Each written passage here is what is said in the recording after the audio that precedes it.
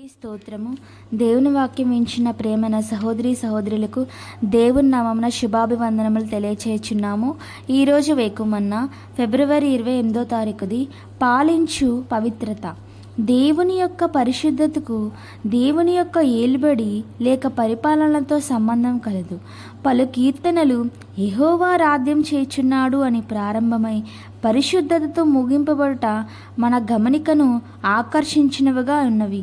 ఉదాహరణకి కీర్తనల గ్రంథము 93వ అధ్యాయము యెహోవా రాజ్యం చేయుచున్నాడు అని ప్రారంభమై యెహోవా ఎన్నటెన్నటికి నీ పరిశుద్ధతయే నీ మందిరమునకు అనుకూలమను చివరి వాక్యంతో ముగియుచున్నది.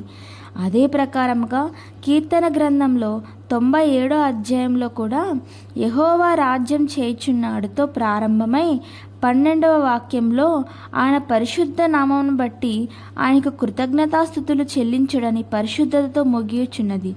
మరలా 99వ కీర్తనలో కూడా యెహోవా రాజ్యం చేయుచున్నాడు అనే వాక్యంతో ప్రారంభమై మన దేవుడైన యెహోవా పరిశుద్ధుడు అని ముగియుచున్నది. దీని నుండి మనం నేర్చుకోవలసినది ఏమనగా, దేవుడు మన జీవితములను ఏలుబడి చేయుటకు అనగా ఆయన మన మీద రాజ్యం చేయుటకు పరిశుద్ధత మన జీవితంలో ఏలుబడి చేయవాలని ఆయన కోరుచున్నాడు.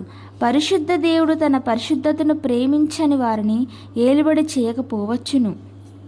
అధిపతులు లేక నాయకులైన వారు ప్రభువు పరిశుద్ధతలో పాలించే అనుభవము తనములో గలవారై ఉండవలను. పరిశుద్ధతను ప్రేమించని నాయకులకు సంఘములో నైతికములో కానీ ఆత్మీయముగా కానీ ఇతరులపైన పరిపాలన చేయ హక్కు ఉండదు.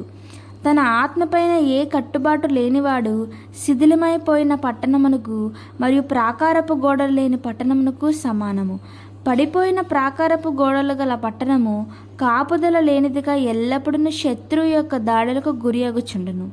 ప్రేమన్న దేవుని బిడ్డ, నీవు ప్రకారం లేని పట్టణం వలె నున్నావా? అలాగైనచో అపవాది మరియు వాని యొక్క ప్రతినిధులు నీ యొక్క జీవితంలో చెలగాట మాడచున్నట్లే లెక్క. నీకున్న కొన్ని పెద్ద పెద్ద సమస్యలకు కారణము నీవు ప్రభువును లేక ఆయన యొక్క పరిశుద్ధతను నీ పైన ఏలుబడి చేయనివ్వకుండుంటే కాబోలు. నీ జీవితం యొక్క పరిపాలన అధికారము ఆయన భుజములపై ఉండనిమ్ము. అప్పుడు ఆయన ప్రభుత్వము వృద్ధియగును మరియు సమాధానమునకు అంతమే ఉండదు. మరో విధముగా చెప్పినచో, ఆయన తన యొక్క పరిశుద్ధతతో నీ జీవితమును ఏలుబడి చేసినప్పుడు ఆయనే నీ జీవితంలోని అంధకార శక్తులన్నిటిపై ప్రభుత్వం చేసి నీ శోధలన్నిటిలో నీకు విజయం కలుగజేయను. కాబట్టి పవిత్రత నీ యొక్క ఆత్మీయ జీవితమునకు కిరీటముగా ఉండనిమ్ము. దేవుని నామమునకు స్తోత్రం. Praise the lord.